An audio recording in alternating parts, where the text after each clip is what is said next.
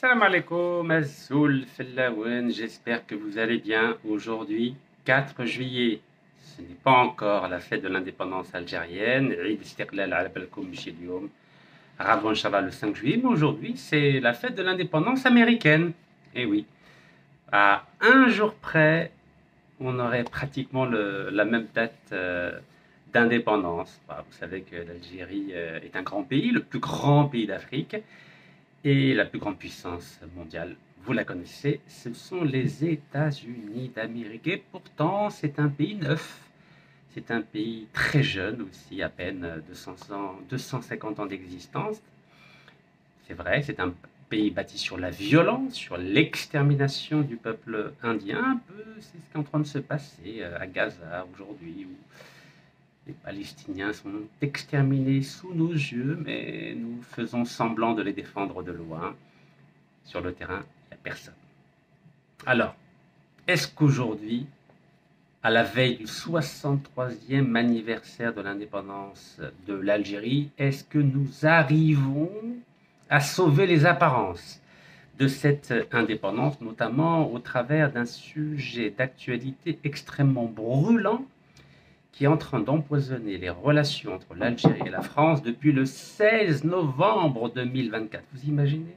Pour un individu, il y a une crise politique, diplomatique, économique majeure entre l'ancienne puissance colonisatrice, la France, et l'ancien pays qui était peuplé d'indigènes, selon la terminologie politique française, l'Algérie. Alors, question, vous savez que Paris a demandé une grâce présidentielle avant le 5 juillet pour cet homme qui a eu la nationalité française il y a quelques mois, qui a été toute sa vie algérien. C'était un haut fonctionnaire au ministère de l'industrie algérienne. Il perçoit une retraite de l'État algérien et non pas de l'État français.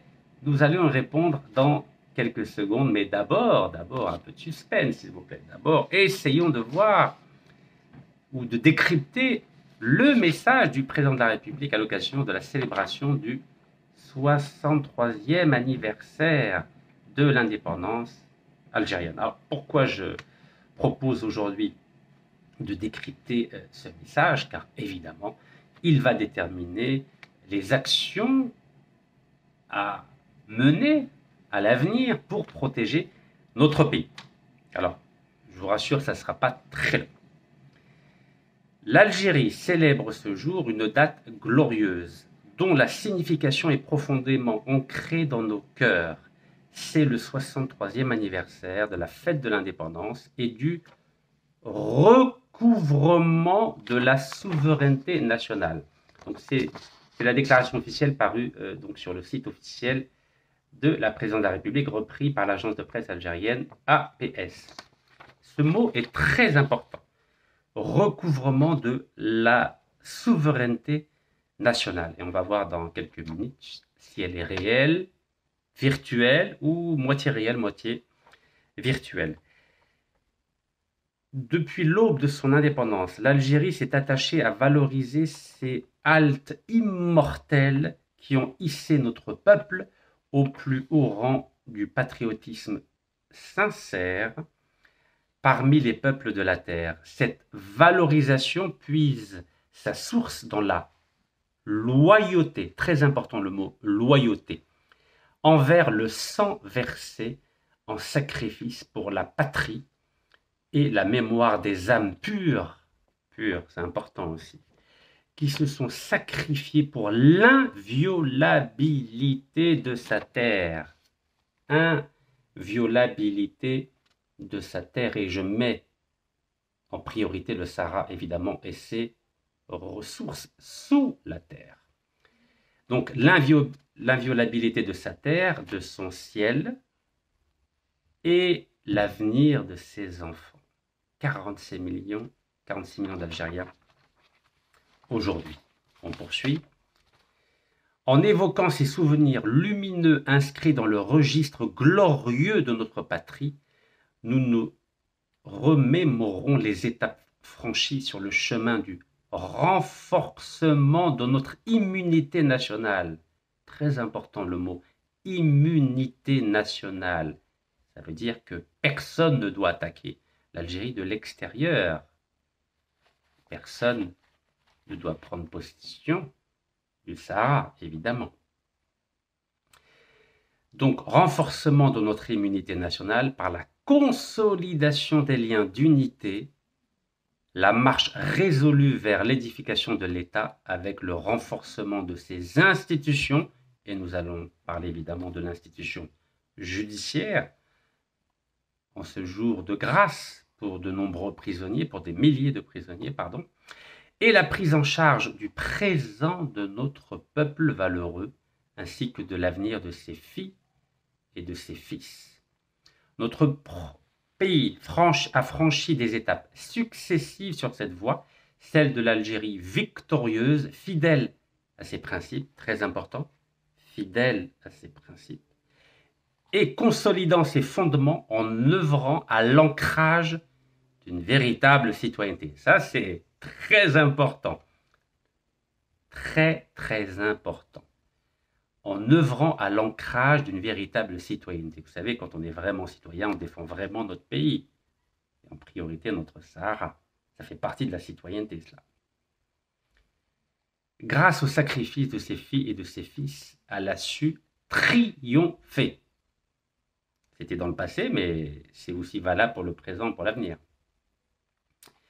Il nous rappelle combien la cohésion, la solidarité et la vigilance patriotique. Vigilance patriotique. On doit laisser personne prendre possession de notre Sahara. C'est ça la vigilance patriotique.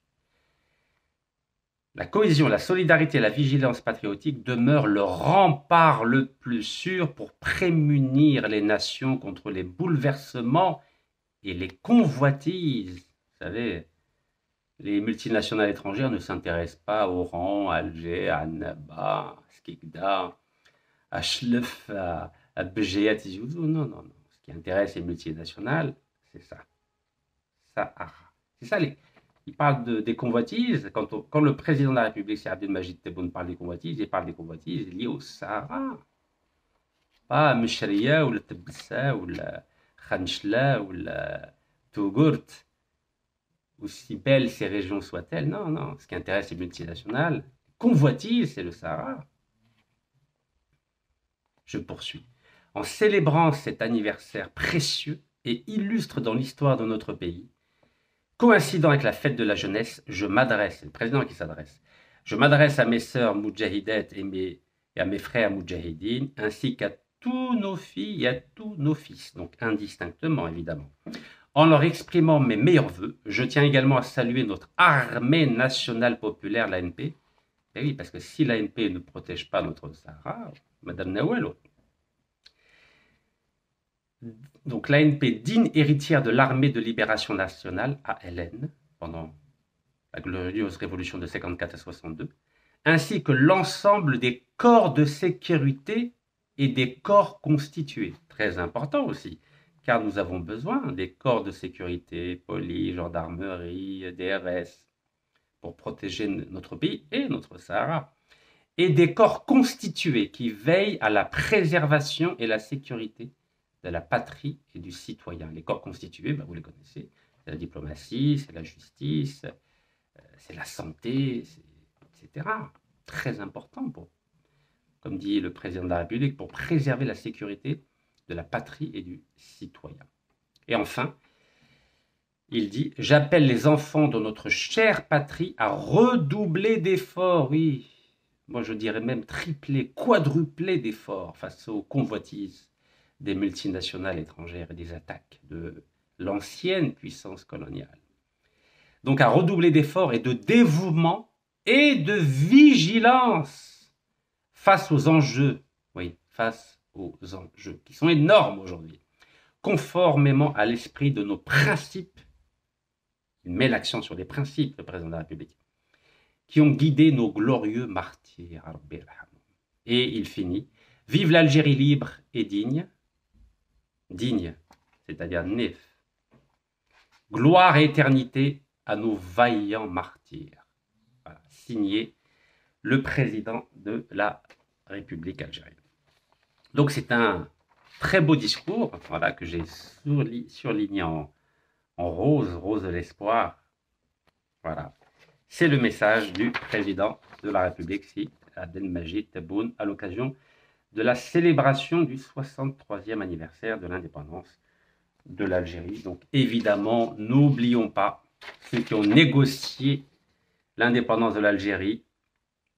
Et parmi les négociateurs, vous avez le grand diplomate algérien, grand avocat, Mohamed Seddiq Ben Yahya, qui a été victime de 2 accidents d'avion, un au Mali en 81 et un deuxième en Irak en 82, tué par un missile, 2 missiles de notre pays frère, l'Irak, à la tête duquel il y avait Saddam Hussein, qui en 2003 a été exécuté. Vous le savez mieux que moi.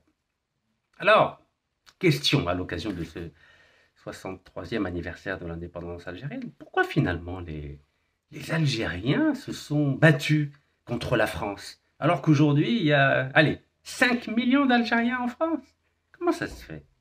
Comment se fait-il que le peuple algérien se soit levé pour combattre l'État colonial français alors qu'aujourd'hui tout le monde veut aller en France? C'est étonnant quand même, hein? Il faut s'interroger. Pourquoi? Si la France est un pays si formidable qui attire tous les jours des candidats pour vivre dans ce pays, il y a même des Algériens qui meurent par milliers en mer Méditerranée pour aller rejoindre les rivages de Marseille, de Toulon, de Nice, de Cannes. Il faut s'interroger. Si la France est un si beau pays, pourquoi l'Algérie a pris les armes pour combattre cette France qu'aujourd'hui, qui attire comme un aimant des millions d'Algériens? Vous avez vu la queue au niveau des consulats de France en Algérie, incroyable. Et pourtant, en 1954, les Algériens ont dit non, nous ne voulons pas rester français. Alors, je vous rassure, il y avait à peine 30 000 citoyens français parmi les Algériens sur une population de 9 millions d'Algériens. Ouais, 30 000. Il n'y avait que 30 000 Algériens qui avaient la nationalité française. Donc, il faut revenir aux raisons qui ont fait que les Algériens ont dit à la France « Dégage, dégage, dégage !» alors qu'aujourd'hui, des millions d'Algériens rêvent de la France. Et pas que des citoyens, hein.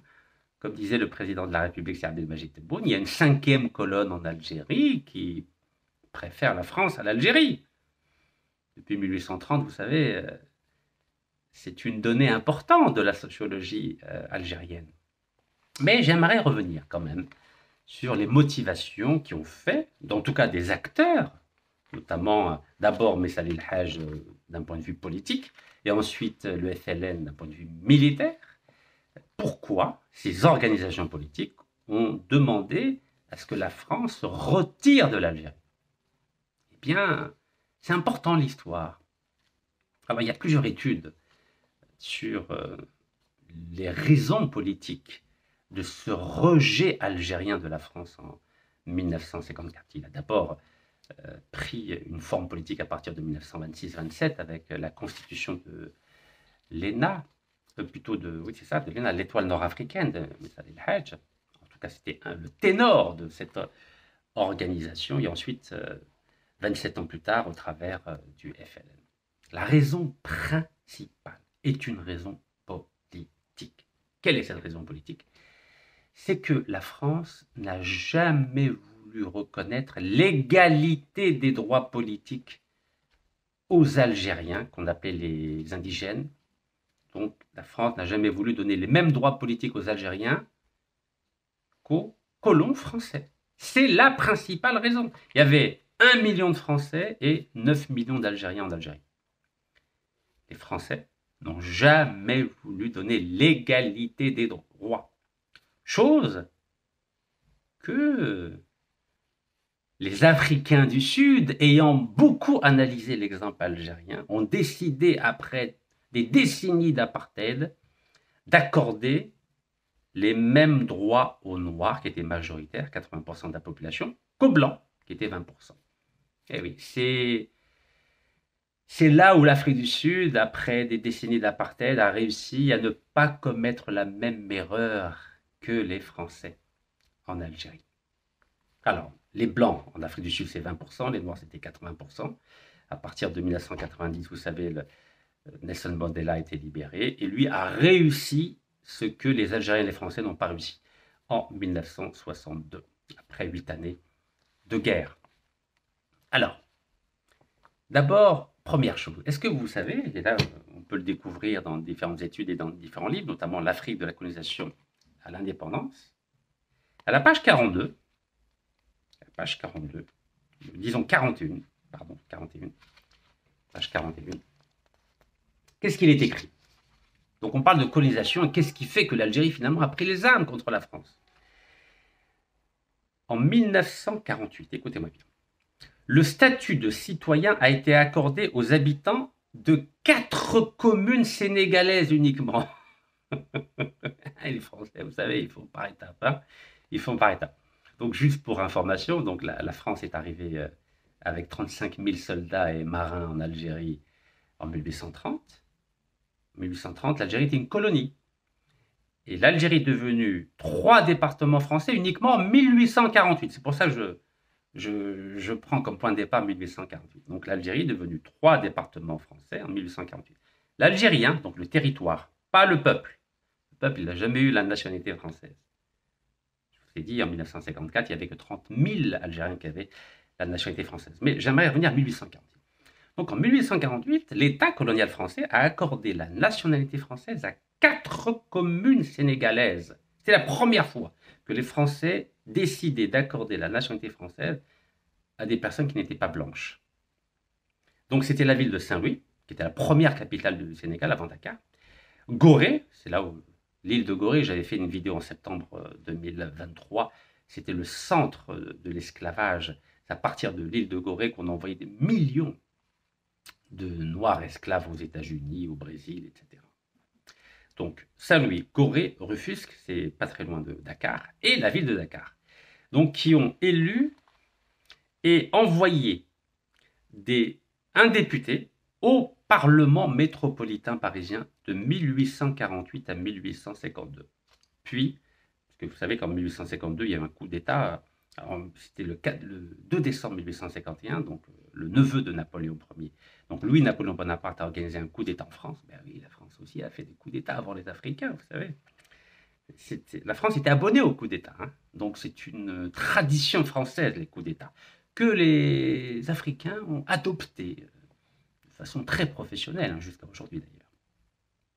Donc quand Louis-Napoléon Bonaparte a organisé son coup d'État en 1851, car je vous rappelle que le premier président de la République française, c'était Louis-Napoléon Bonaparte, en 1848.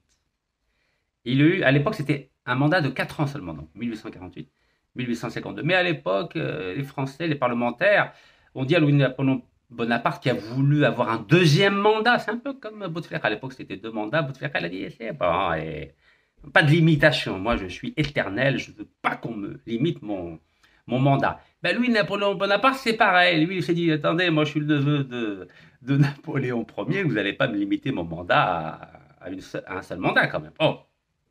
Donc, comme les parlementaires français n'ont pas voulu, à la tête desquels il y avait Victor Hugo, Lamartine, etc., eh ben, lui, Napoléon Bonaparte, qu'est-ce qu'il a fait? Il a dit, bah, je fais un coup d'État. Hein. Allez, 2 décembre 1850. Il a fait coup d'État. Qui m'a le coup d'État à janvier 92? Normal, des traditions françaises que l'Algérie et les pays africains ont adoptées superbement et de façon magnifique, comme vous le savez.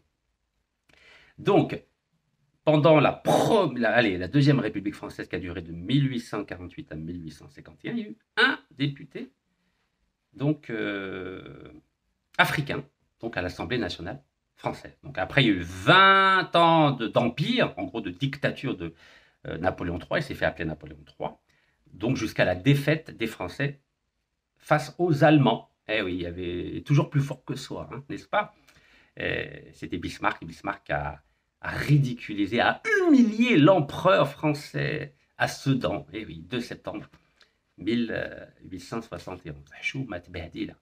Mais malheureusement, il y a eu des conséquences en Algérie. Eh oui, L'Allemagne a récupéré l'Alsace-Lorraine, il y avait 35 000 juifs en Alsace-Lorraine, et les Français n'en voulaient pas des juifs.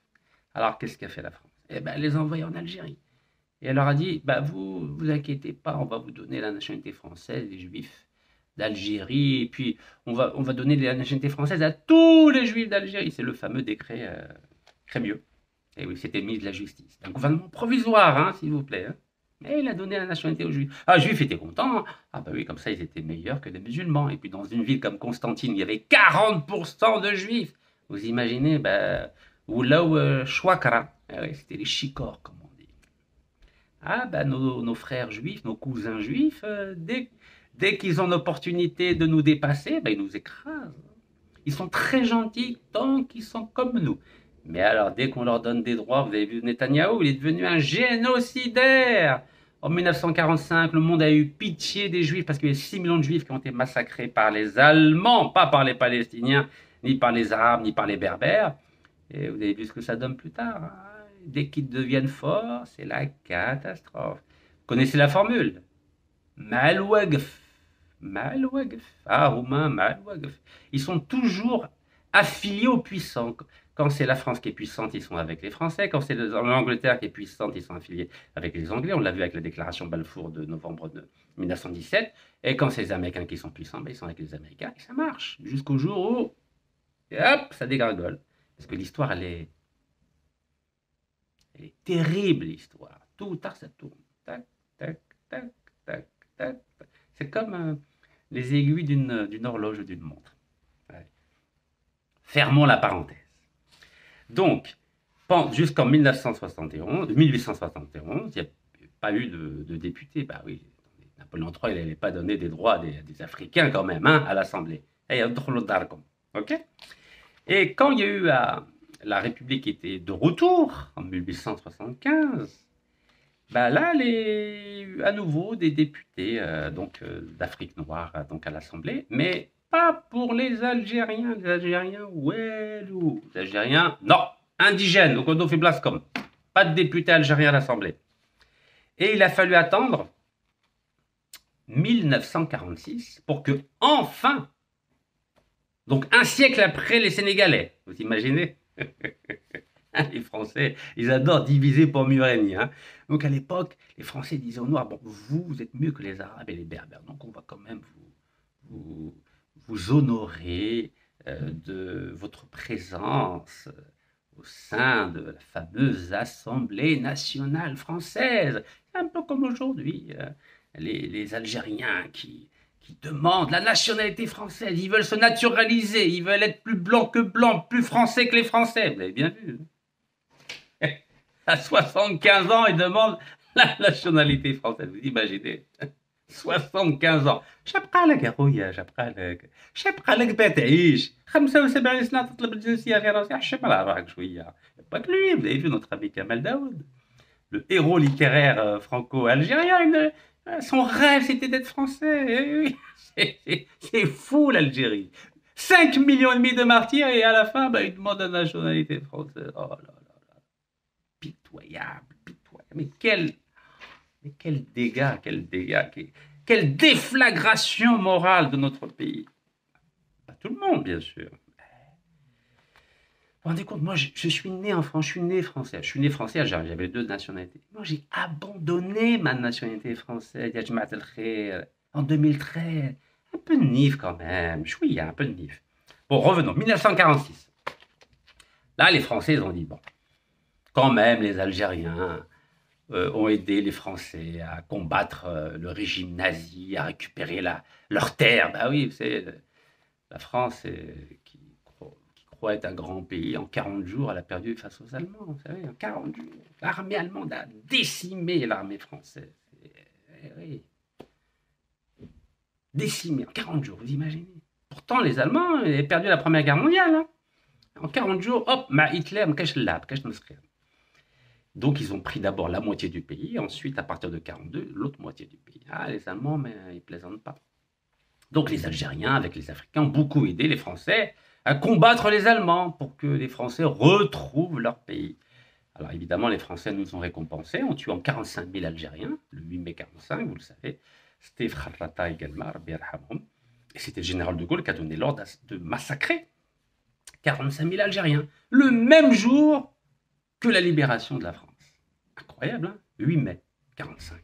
Donc la France fête la victoire contre l'Allemagne nazie, et le même jour, elle massacre 45 000 Algériens, comme un auto-da-fé humain. Voilà, auto-da-fé humain. Allez, tuons, fusillons des Algériens. Bien, voilà. Vous vous rendez compte? Incroyable quand même.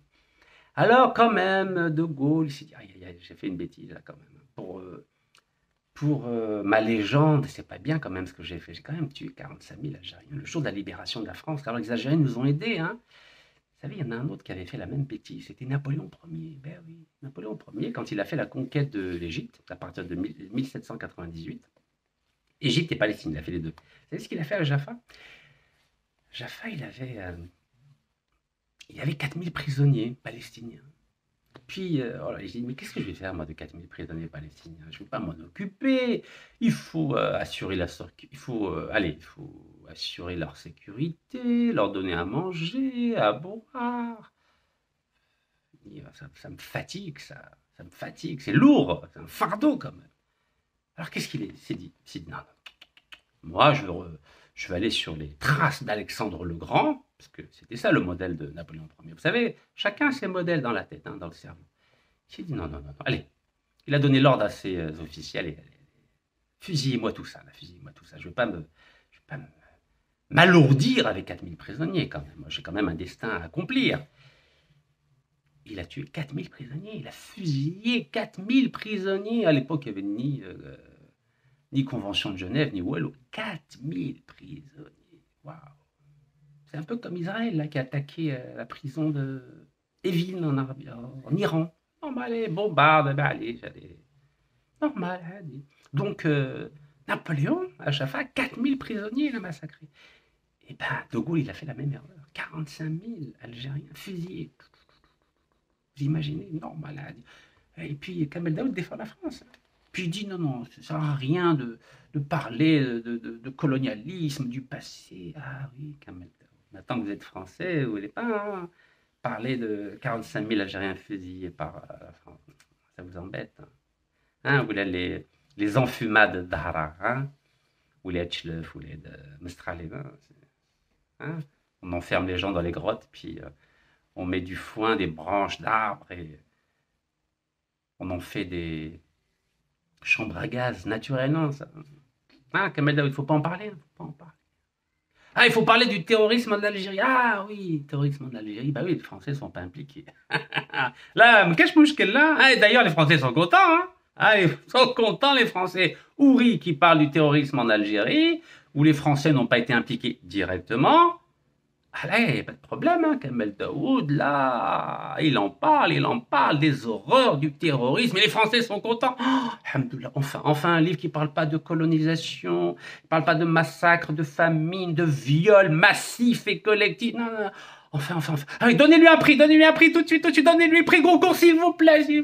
Eh oui, c'est ça la réalité. Eh oui. Revenons à 1946. Donc 1946, De Gaulle, il s'est dit quand même, il faut que je prépare ma légende, hein. Donc avant de quitter le pouvoir, bah, il donne enfin la possibilité à des Algériens de devenir français et surtout d'être élus à l'Assemblée. Mais il ne faut pas qu'ils aient les mêmes droits que les Français. Il ne faut pas exagérer. 1 million de Français, 9 millions d'Algériens. Il a imaginé un truc. Voilà, une équation. Et je m'adresse aux matheux là.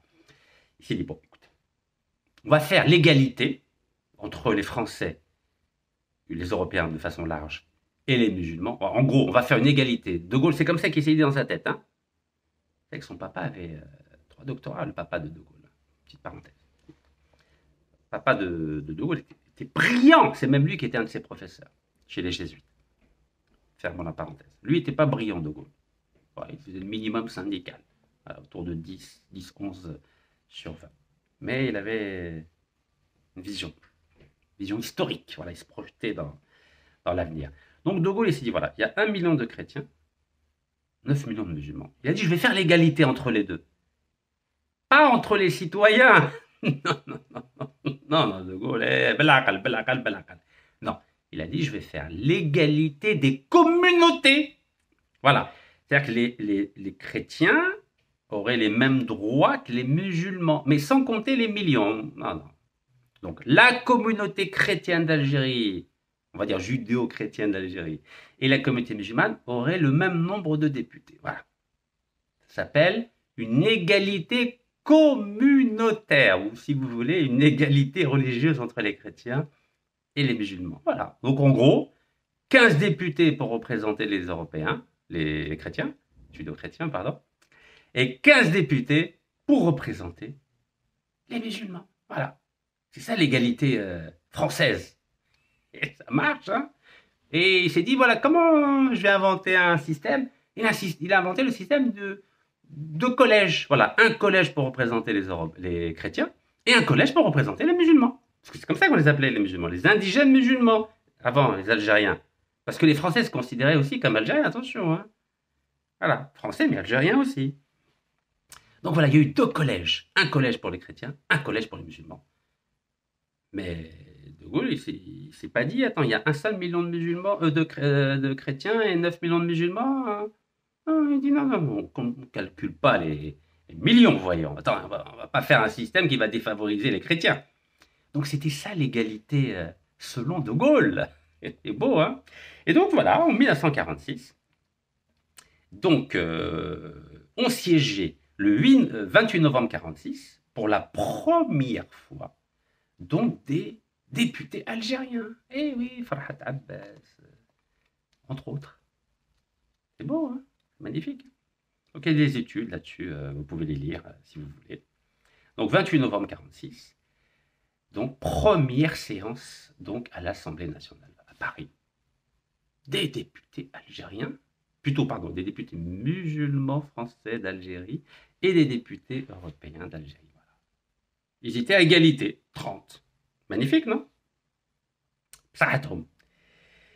Et il devait y avoir évidemment des élections, renouvellement des élections, donc en janvier 1956, mais comme il y a eu la guerre, la France, qu'est-ce qu'elle a fait en janvier 1956?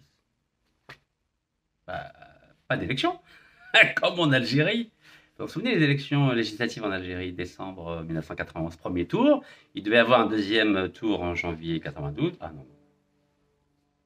Pas d'élection.